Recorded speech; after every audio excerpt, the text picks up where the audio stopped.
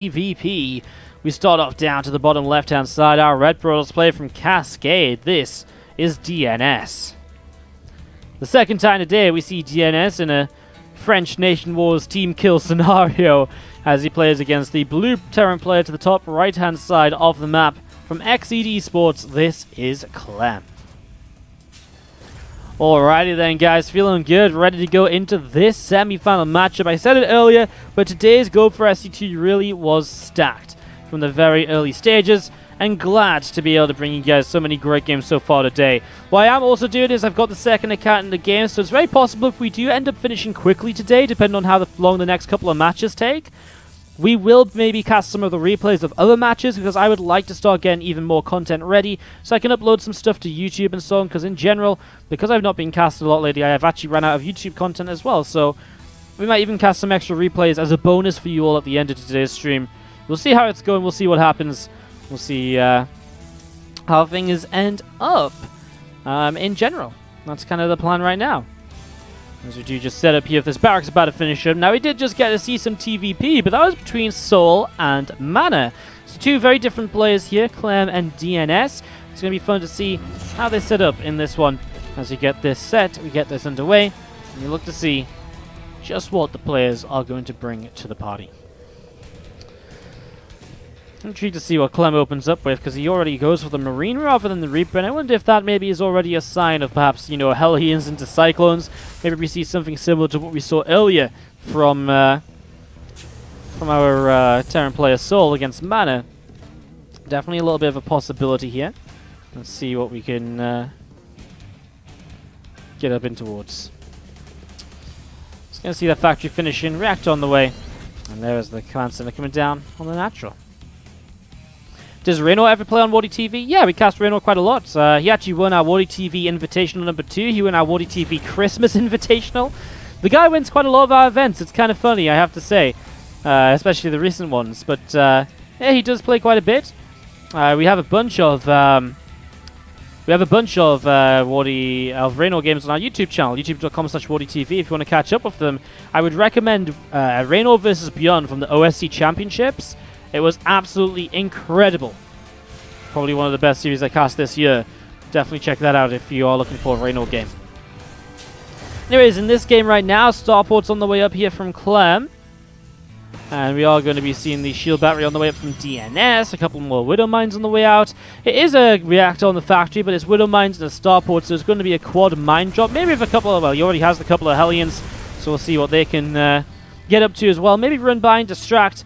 As we do see the first two Widow Mines out, two more on the way. Medevac should start any second now.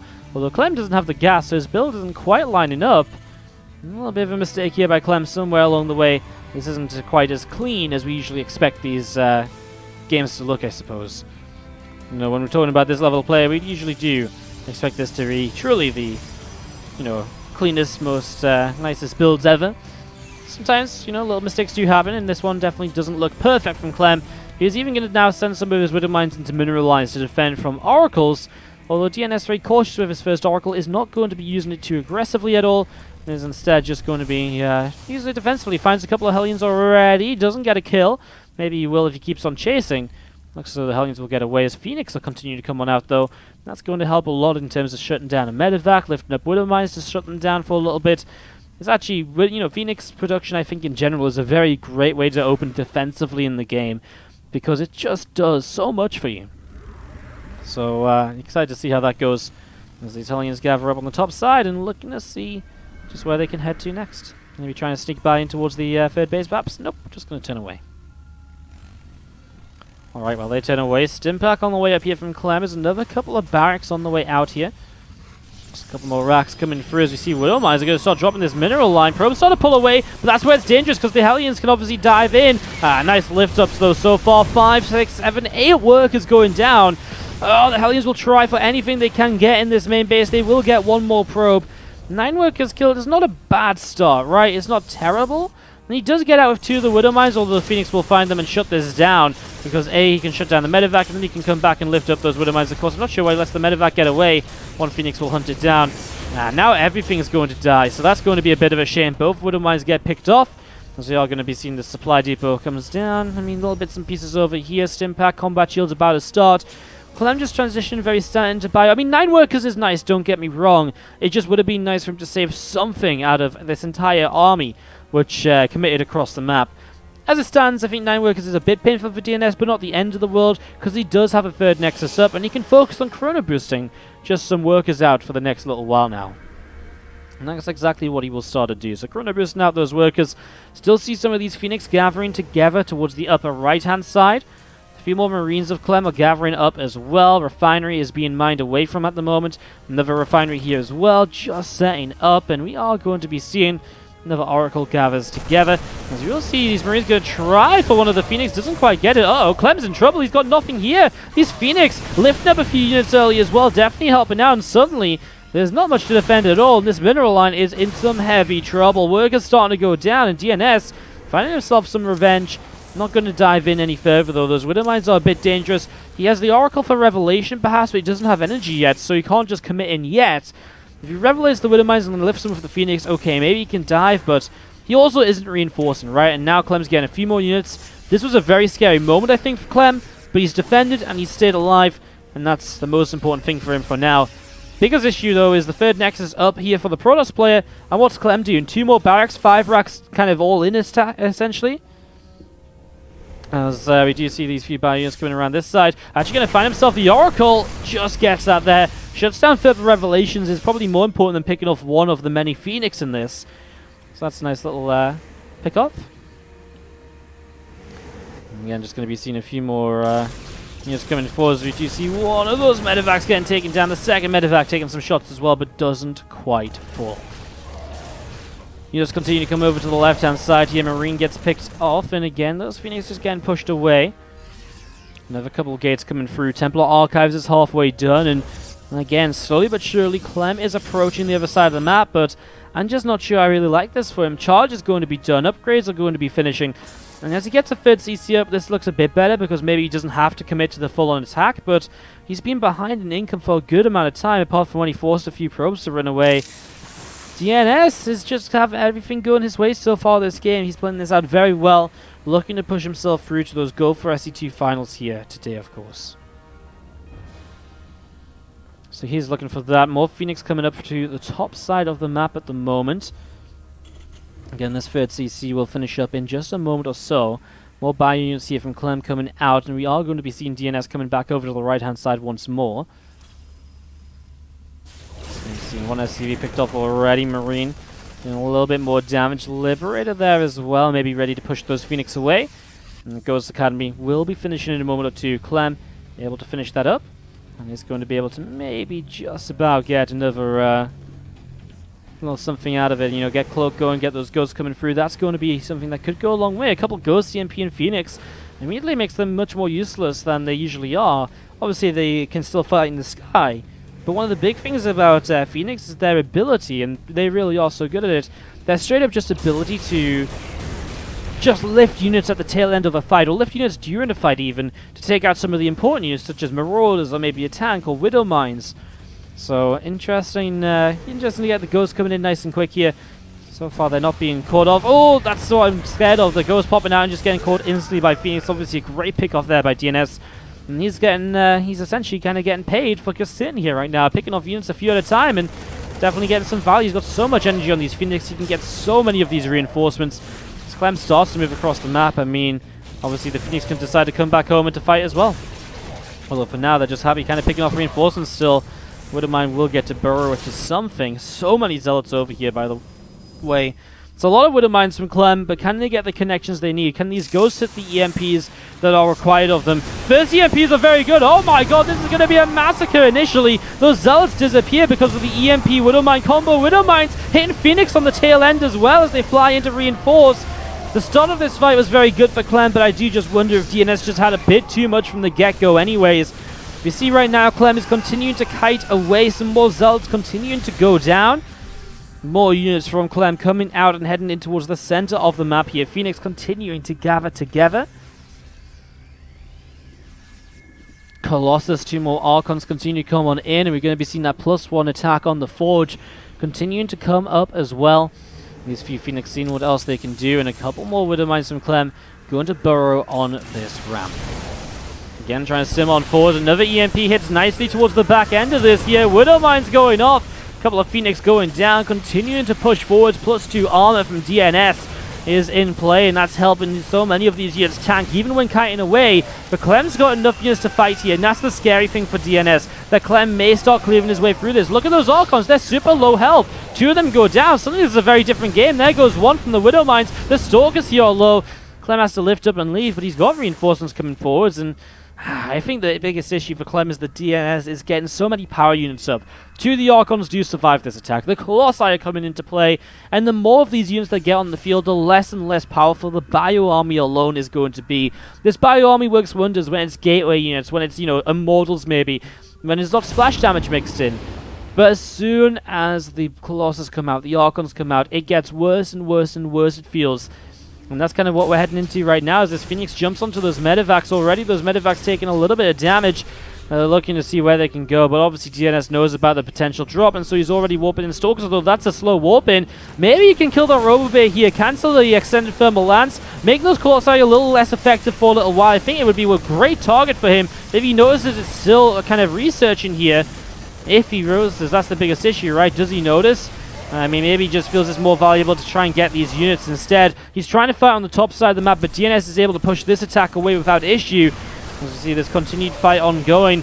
Zealots and Stalkers still fighting here. The medevac's going down. Clem is cleaned up, and DnS pushing forwards, looking to clinch victory here in game 1 of this series in the semi-finals today. Units continue to kite backwards up in towards this 3rd location. A few more units going down. Another Widow Mine burrowing on the ramp.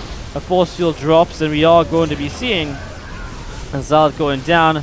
Archon, a couple of sentries, etc. continue to get picked away at, and I mean, in general, this looks as though there's not really much left here for DnS in the dying moments. Sentry's still in a little bit of trouble. 18 workers going down. Wow, okay. I suppose Sentry's in a little bit of trouble, but no. They are able to stay alive, and when the Sentries are staying alive, that really does spell issues. The Stalkers don't even need to blink on forwards, because that is enough. GG's. There's a great fight from Clem, kind of in the middle of the map. I'm going to continue to watch here right now, which is DnS versus Clem. We are in game number 2, and we're going to start to the top left-hand side of the map with the red Protoss player from Cascade. Ladies, gentlemen, give it up if you're cheering on DnS. He's up against the blue Terran player from XED Sports to the bottom right-hand side. This is Clem.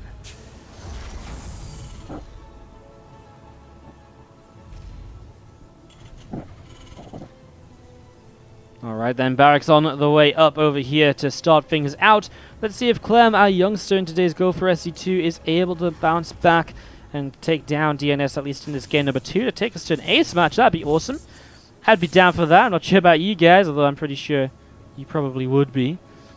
Whoever doesn't want a 3rd game, right? I don't think anyone ever comes into a game talking like, oh, game 3? God, how sucky. I can't believe we get even more StarCraft action. That's so inconvenient. So yeah, I imagine this is going to be a lot of you guys feeling the same. That'd be nice to see Clem pushing us to game number 3 here, and seeing what maybe comes of that then in the near future. SCV's jumping onto that probe, and as it jumps onto the probe, a little bit of damage being dealt. Nexus on the way on the natural, and we are going to be seeing this Cybernetics core from DnS just on the way. I mean, I'm pointing out the obvious, but it's still only the obvious to be pointed out for the moment, because what else is really going on in the game right now? Not a lot, honestly. Acid Plan's a fairly straight-up map, very powerful for Liberator and Siege Tank pushes, I feel, because of all the choky areas and pathways we see that are pretty much all dictated by ramps. So we'll see what comes of that. We'll see if it's something that Clem especially can make use of. We'll see if maybe DnS is a way to do that as wow. Reaper is hunting for the probe, and the probe sneaks around, but the Reaper caught a glimpse of it, turns around, finds it now. No, he didn't see it, but now he does, and he will be... Oh, is it misplaced? No, it's good enough. It cancels the recall. The Reaper grenade connected on the probe, and Clem in a happy face because he knows that that was super clutch and super last moment to cancel it. Don't think DnS is too happy. As yeah, have a little bit of a French MDR moment laughing around. I'm going to see the Reaper arriving towards the top side, and looking to see what they can do. Actually, the Stalker is on its way out. The Adepts across the map. So DnS looking to apply some further pressure. Clem only just about to get his first couple of Marines up, so this is going to be an interesting moment or two. Let's see how well Clem can defend against this first attempt. Adept starts to shade on forwards up this ramp, and we do see a couple of Marines here, of course. There's the barracks, second barracks on the way, by the way. Fast free CC was the build, and that's scouted here by DnS. I mean, that's huge. DnS getting this information so early gives him so much time to respond and to kind of start dealing with that as the Reaper picks up 2 probe kills across the map. Trying to dance around away from the Stalker, will survive one hit, will not survive another, but he gets to the high ground. The Reaper has not had his day kind of finished off just yet. He might get one more probe. No way, target fires, and he gets it. Tanks another Stalker shot. Hero Reaper right there. And Clem gets some good damage dealt as DnS gets great information across the map. Sees the barracks only play, no factory, sees the third CC, and as he gets Blink, I wonder how aggressive he will be against only Marines for a long time here. I wonder if he sees himself with an opportunity to maybe get a lot done. So add on another couple of gates. We'll see if he adds on even more than this in the future, or whether he will just macro up himself, take a nice fast third base, which is also a possibility because he saw how fast the third CC of the Terran is. The question is, though, do you want to give the Terran player the freedom just to throw down free command sets, not punish them for it at all?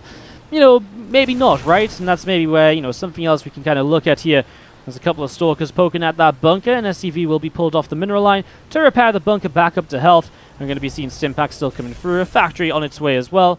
Just continuing to set up into this. And DnS just sitting out the front to see what he can do as well. Again, just kind of applying kind of fake pressure here, because these 2 Stalkers aren't going to do a lot, but it keeps Clem a little bit afraid, perhaps, you know. It gives DnS information of Clem maybe moving forwards. That's just a nice little mind game, you know. You're not really going to do much. It's just a good little thing to do, and okay, Clem's going to try and test DnS's awareness, and he is going to get a Stalker kill here, because DnS is a bit too slow to pull away. Even the second Stalker takes a beating. Clem punishes DnS for just being a little bit... I mean, it's not greedy, right? The thing is, these Stalkers should be able to survive that, because they should be able to pull away. That's the issue, as we're going to be seeing this Stalker is heavily damaged. Not quite dead just yet. Blink is about to finish up from DnS. And as we see Blink finish up, we're going to be seeing a couple of Forges from DnS on the way down. So, very similar to previous games. He'll be behind on the initial +1 attack upgrade. That's something which Clem already has well on the way. But then he'll take the lead when it comes to 1-1, finishing up. And he'll maintain a lead in terms of upgrades from there, going into 2-2 and onwards. Just going to be seeing these Stalkers continuing on, and we are going to see already one Marine getting picked off here. Observer just continues to move down towards the bottom right-hand side. Again, the 1-1 upgrades continue coming through from DnS. There's another gateway on the way out. And just, again, nice setup. Really nothing too crazy about this macro Protoss style at the moment. A little bit of bio coming through the center. Clem applying some pressure. Blink is ready. If Clem can get across the map, though, I mean, he might be able to get quite a bit done here. It's an interesting moment because there's a few centimeters to get force fields will be absolutely vital in this engagement. Scan comes down, he finds an observer, but just with the tail end Marine, which means that he actually misses the kill. That's obviously unfortunate, not really ideal in this current scenario. Stalker's Blink doesn't quite grab that Marine just yet, though. Blinks again, so doesn't really find too much. 4 more gateways on the way up. The bio again from Clem. Moving around in the center of the map. A third Nexus, so you see, is set up and in position. Obviously, the third Nexus is over here. Here's the first 2 medevacs. Clem may really try and get aggressive now. +1, Stim in play. Combat Shields is finished. It's just before 1-1 charge. Does he actually hit before these upgrades? Oh, probably not. 14 seconds. He's a little bit far away. But still, it's not a bad time for him to fight himself. It's nice that DnS was able to just get these upgrades in time. It's a huge part. I mean, without them, he probably does just sort of straight up die to this at the moment. So let's see perhaps what is about to happen as we see the bio sims up this side. The sentry's out of position for the initial force fields. Now he force fields. He kind of force fields some of these bio units in. I kind of felt like initially that wasn't so bad because actually the Zealots weren't really in that high a number. And in the end, Clem does have to back away a little bit. His army supply is still staggering though. Obviously the biggest issue is that we have so many of these bio units from Clem still left at home.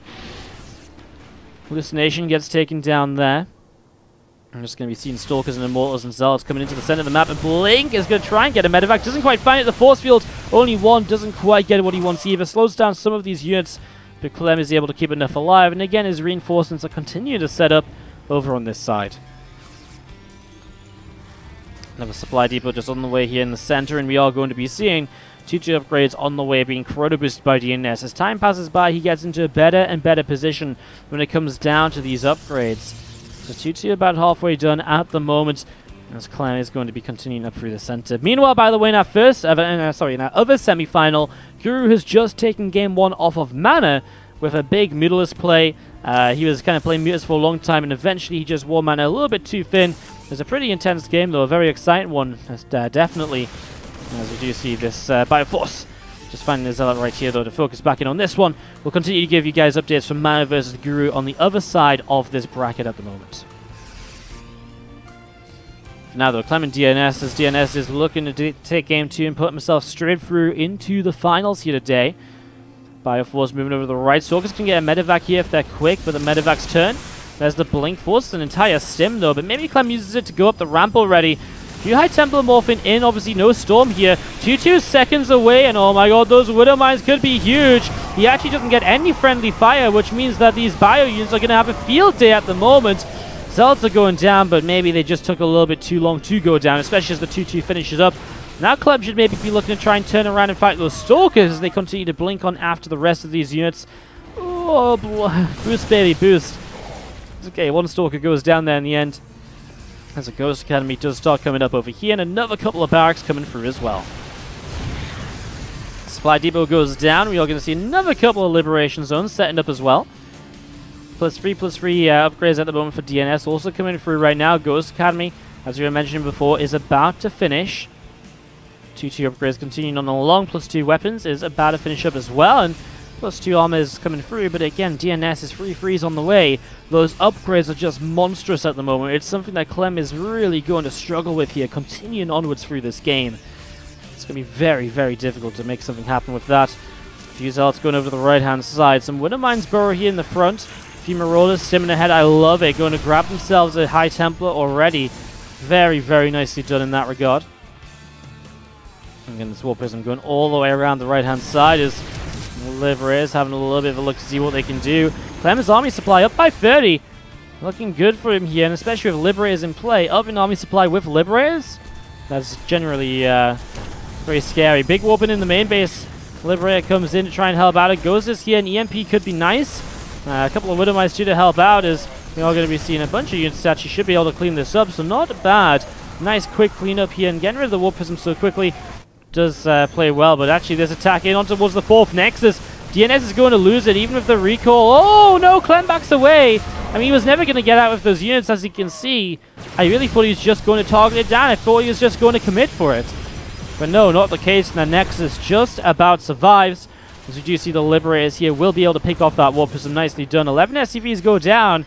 I like this for Clem because I thought that 4th base kill was nice. It pulled the army back as DnS 40 was finally making some progress on the map. It would have been just so much better if he actually got the Nexus. Still not bad for Clem, though. He does shut down the Prism play. Oh no, those Liberators are in a terrible position, though. 4 of them are going to go down so quickly without even really kind of having the Stalkers in range. Widow Mines are kind of burrowing on top of Immortals at the moment. Another little crazy moment or two. Widow Mines going off here and there, picking off some units. Clem is going to find himself in a position where suddenly DnS has to push through to actually save his 4th base. I don't think DnS pushes through here, or does he? This is difficult. It's a hard decision. What do you actually go for? I don't think there's necessarily a correct decision either. He runs back in some Widow Mines. Reinforcements are going to start kind of getting DnS a little bit stuck here. Narcon initially is in some trouble as well, and DnS is kind of in between a Clem sandwich. Clem the 2 pieces of bread. DnS is the villain right now, and we're going to be seeing, well, this army is still stimming after these Immortals. Great EMP to get rid of the shields and the barriers on the Immortals as well, and DnS, his units are bleeding out. The 4th base is dead. It looks as though Clem has enough to push on through and to clean this army up, and as this army goes down, it looks like we probably get ourselves into game number 3.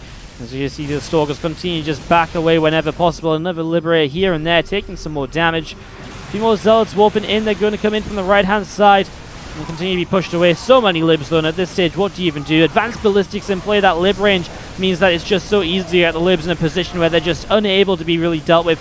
I mean, that's a nice kind of blink around from the Stalkers, right? But now the Stalkers start to get targeted, and it's just GG. Clem has way too much.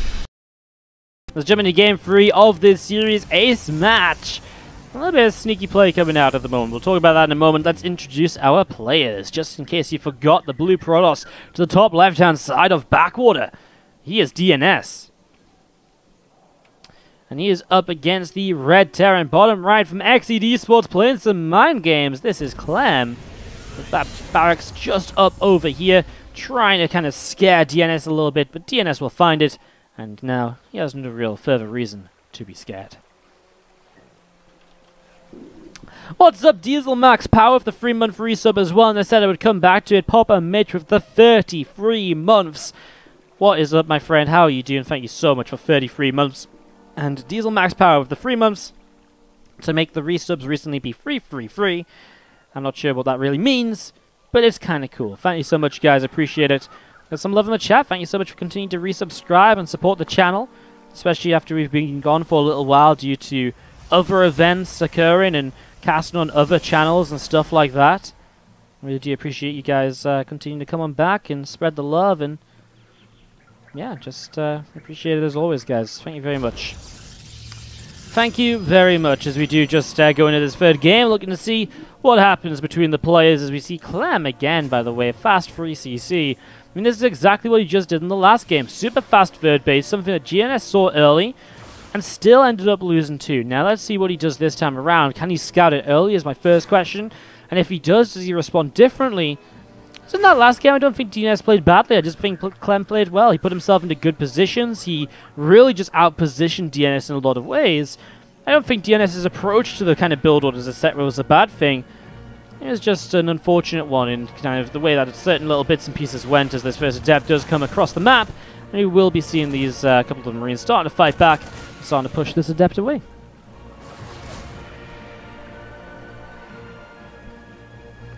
So adept actually shades into the main base, looking for another SCV or so. Should just be able to pull in towards the center, and another couple of Marines still trying to fight, man. Just still trying to push this away.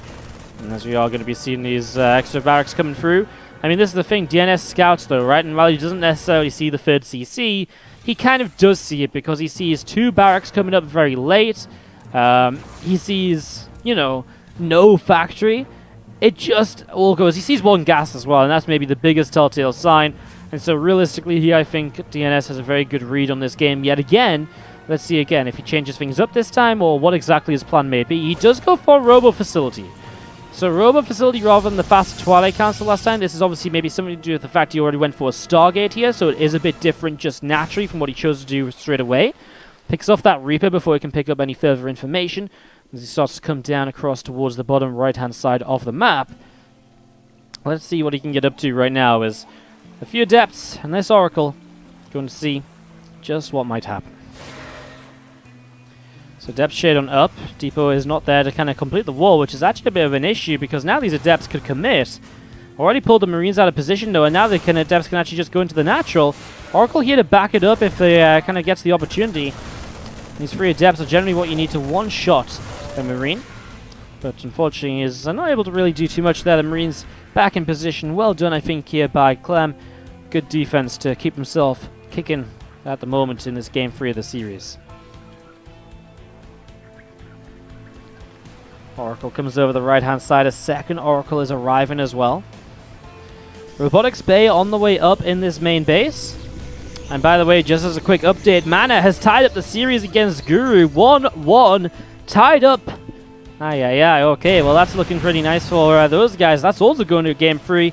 Semi-finals today have been pretty stacked and a lot of fun. Obviously, we're not watching Mana vs. Guru. It's available on other streams if you want to see it, but just keeping you guys up to date with the scores. It is possible, depending on how long our finals is. Maybe we cast ourselves some of the replays from the other matches today as well, because I kind of just want to get some more YouTube content up as well. I do have the replays to potentially go back and cast another couple of the matches that we didn't get to cast or prioritize on the stream. So some possibilities. Maybe we'll do that. Depends how the stream goes. Depends how I'm feeling, because I do have to cast tonight as well. I'm actually going to be casting Twitch Rivals Free For All and April number 2. I'm going to be casting that with Rivkin on the twitch.tv/Twitch Rivals stream. So do check that out as well. That's happening in about 4.5 hours from now. It would be great to see you guys there. 2 Oracles into the main are going to find themselves an SCV. So starport is going to be delayed at the moment, and we are going to be seeing Clem at the same time trying to be aggressive. with this Marine push. But the first Colossus is out. I think as soon as you see that Colossus, Clem's like, yep, no thanks, I'm done. Let's get out of here. No way am I going to commit into that. No way at all. So, let's see.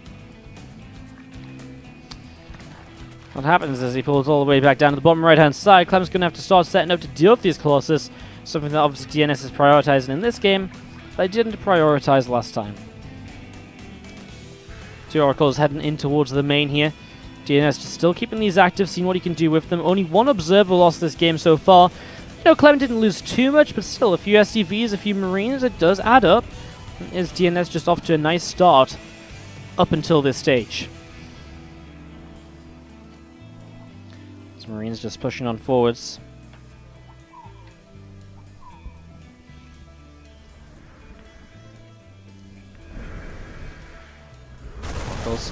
Very nearly, one of them going down.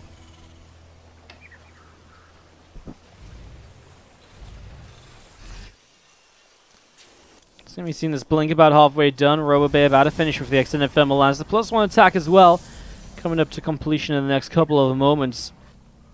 All of these upgrades just continue to come on through. As we do see another couple of Liberators from Clem about to be popping out over here, so ready to potentially go in and defend if necessary, or push. He's on the free bases. I mean, his 4th command center coming through. And again, obviously, it's a fairly passive macro game beyond that kind of little bit of aggression that Clem tried to get going. DnS with these Colossus up. His +1 attack's about to finish and blink as well. Temple Archives coming through. For now, he just takes the 4th Nexus. Does he have some pushing power right now? Obviously the Colossi are powerful, and it is only bio at the moment, right? You know, it's only a few Marines, Marauders, Widow Mines. Maybe there's some potential for DnS, but it's dangerous, right? You know, it takes a long time to get across the map. There's no guarantee. Clem can sit very defensively on the free bases. As you do see this Bioforce pushing out, and there's going to be seeing another Marine up top running around here and there to see what else is going on. DnS is starting to take some more map control. I mean, maybe the biggest fear for DnS right now is that if he pushes over, Clem just comes in with a drop or so to kind of counter in, to try and pull DnS back. It's something that Clem's been very good at so far. Although this game, Clem really isn't seeming to do too much, just going into a fusion core, looking towards that advanced ballistics once again. He has the 2nd starport up, and he would love that advanced ballistics to make his life a lot easier when it comes to using these Liberators against the Protoss army. It makes the Protoss' life a lot more difficult. How do you fight against ranged Liberators with only Stalkers? It really isn't easy, and that's probably why we already see the Fleet Beacon from DnS, the 2nd Stargate as well, realizing here that, okay, well, if you're heading in towards a very passive game, if you're just sitting back, then I'm going to sit back as well. I'm going to set up into my answer to your later game army. So DnS going in towards this here, now coming across the map. Let's see, maybe if he can poke around. I don't think he's looking for a fully committed fight. You know, maybe if he can get the Warp Prism into the natural, and maybe he can do some damage, pull some units away, and he can attack, maybe, okay, he commits. But realistically, he has a follow-up set up, he has an extra Stargate, he can get Tempest going very soon. I think, in general, that's the safer way for him to play this out, especially as this Liberator count continues to grow. Especially because these 4 bases are so easily held, and that's maybe where the Warp Prism comes into play, right? If the Warp Prism can create this opportunity to pull some of the Terran units out of position, away from these defensive choke points, then maybe that kind of opportunity arises. But as it stands, not necessarily something we're going to be immediately seeing, as we see a scan on top of that army once again. Liberators continue to siege up, and the Warp Prism is going to be dropping in towards this main base, looking for some damage. I mean, 4 more Zealots warp in with the 4 that drops, so has to be somewhat of a commitment. Look how much Clem stims back as these Colossi start to pick away at this command center that's building.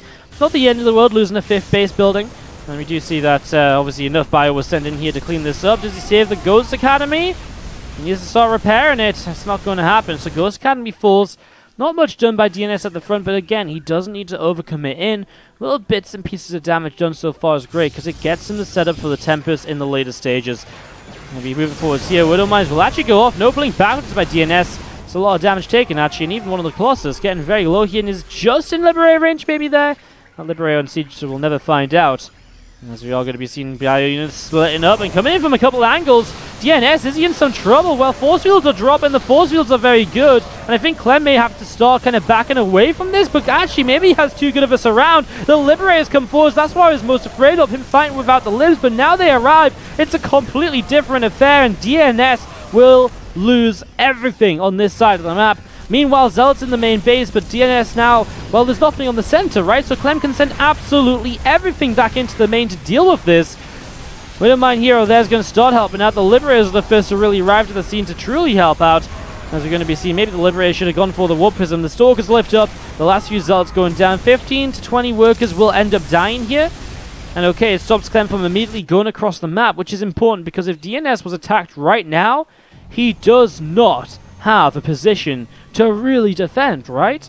He's not in this position to just be like, oh yeah, you know, I've got, you know, units up. He needs to buy time for new Colossi, new Gateway Warpins. Yeah, the Tempests are kind of cool as a supporting unit, but they're not a main kind of chunk of the army. They're meant to pick away at Liberators over time. They are not meant to straight up defend this Bioforce. Pushing across the map, Clem may still hit very aggressively, very quickly.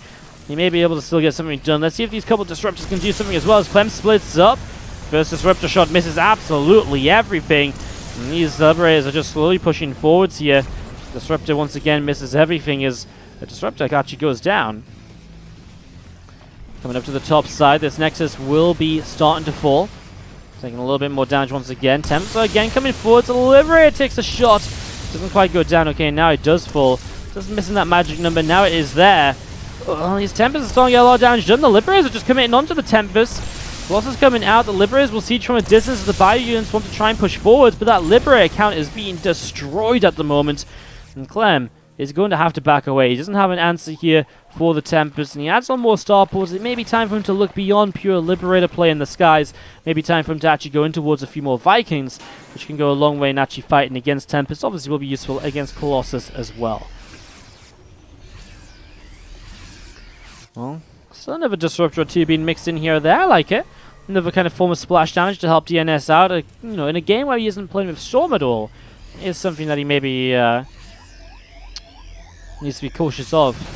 3-3 upgrades coming in from Clem. Here's something which currently DnS leads in. He has the third attack upgrade finish, and the third armor is obviously not far off. And there is the Storm, finding a chance now to invest into that. Both these players very tight on money as... Oh, no way. Clem somehow sneaks his way over here. He's already denying, by the way, this mining from this base with this Liberator.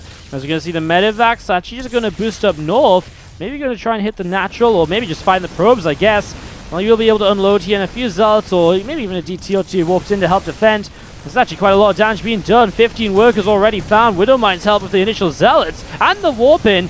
Oh man, well, now he just boosts away, and he's actually going to get away before this army is able to do anything. One Medivac goes down, but 25 workers killed, because he also has this Liberator over here, which killed 16 units before they got pulled away. Absolute devastation at the moment, as DnS is starting to really run out of options. 5th command center, bottom side from Clem, as he starts up a nuke as well. DnS is hurt, and man, he doesn't have the economy. He has this kind of like one army, and this is nice catching this drop.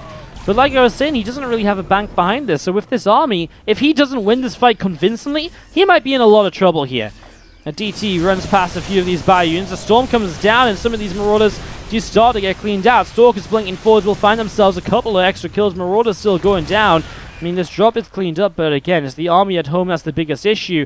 As Clem does have a couple of turrets up to deal with the DTs, so that shouldn't be a massive issue. Just a couple of units having to stem back and go and actually fight that.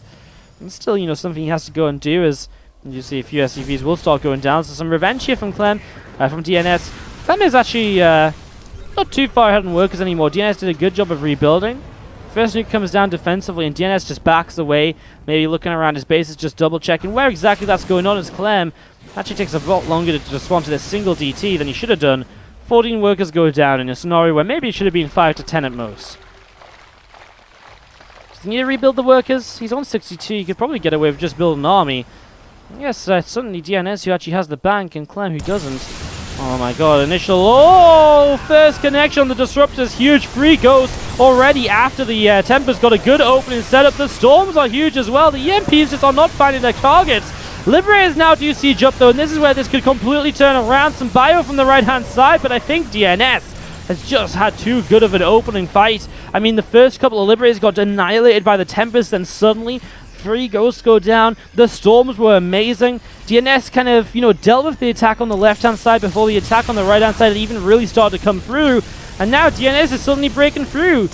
Moments ago, I really thought Clem was in control of this game, but he just didn't really have a follow-up to the Tempest right away. And once he finally got there, he didn't take the fight which he needed.